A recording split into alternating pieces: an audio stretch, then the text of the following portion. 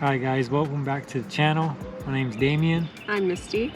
And this is your 5 tips for a successful trip to DC.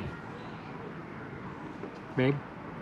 Tip number 1, take bikes. If you have the option, take your own bikes with you. If not, they do rent bikes down in the DC area.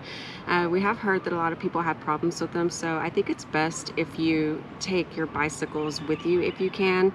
Definitely. Yeah. There's parking. You can park your vehicle on the end of the National Mall, so the Lincoln Memorial area.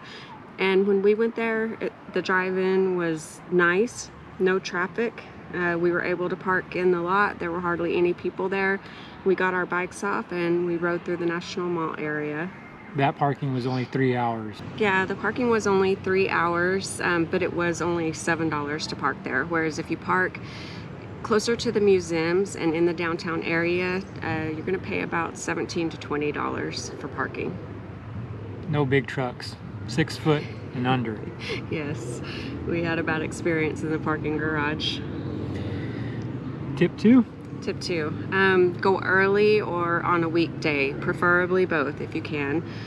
We went at about 8 o'clock in the morning, parked in the parking lot, and rode the bikes around the National Mall.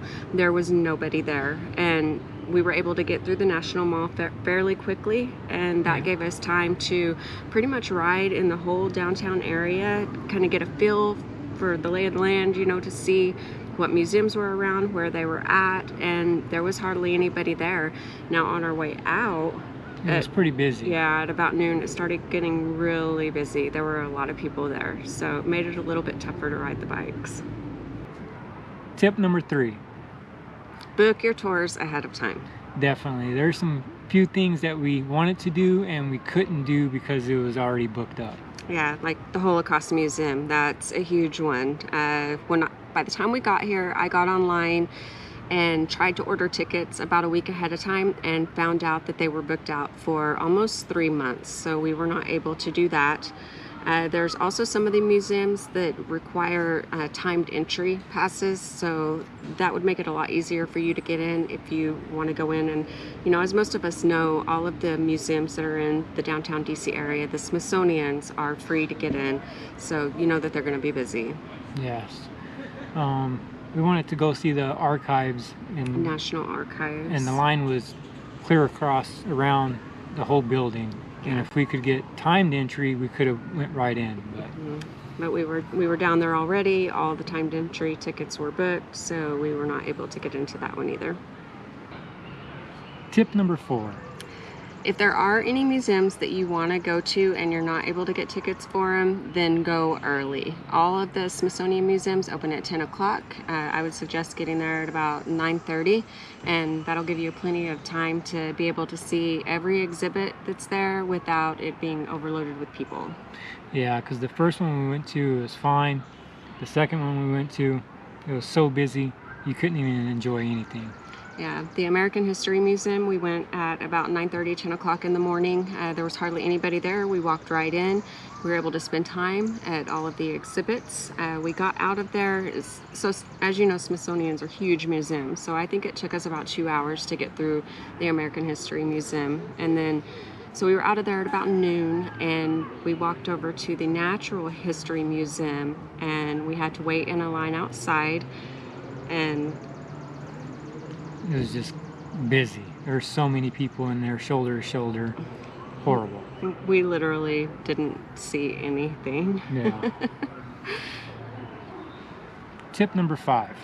Plan for at least 2 to 3 days.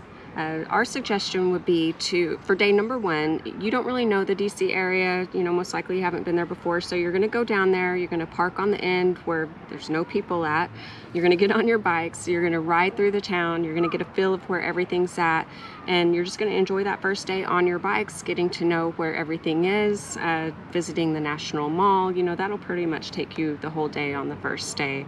And then for the second day, I would suggest maybe going to 1 or 2 museums.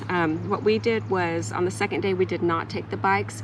We actually, from riding our bikes downtown, we found that there was parking along the street right in front of the museums that we wanted to go to. So we went down there, parked there, and were able to go into the museums. And we did make it through 2 museums in one day. We were exhausted afterward. A lot of walking. Yeah, so if you can do it 2 to 3 days, 2 days you're probably only going to get to see maybe 2, 3 museums. That's it. But if there's several places that you're wanting to visit, take tours of when you're down there, you're definitely going to need 3 days. Definitely. All right, guys, there's your 5 tips. I hope they help you out. All in all, we had a good time. I'm sure you guys will too. Just plan ahead. Yeah, then you won't have to yell at your spouse won't have to yell at you, you'll all have a good time. Less stress. Yeah, but definitely the DC area, it is a drivable, you know, bikeable city. I think the people that we saw that were walking were really struggling. They were jealous of us riding the bikes, but a pretty easy city to maneuver around. I was really shocked. All right, guys, thanks for watching. Hit the like button, subscribe. Have a good day. Have a good day.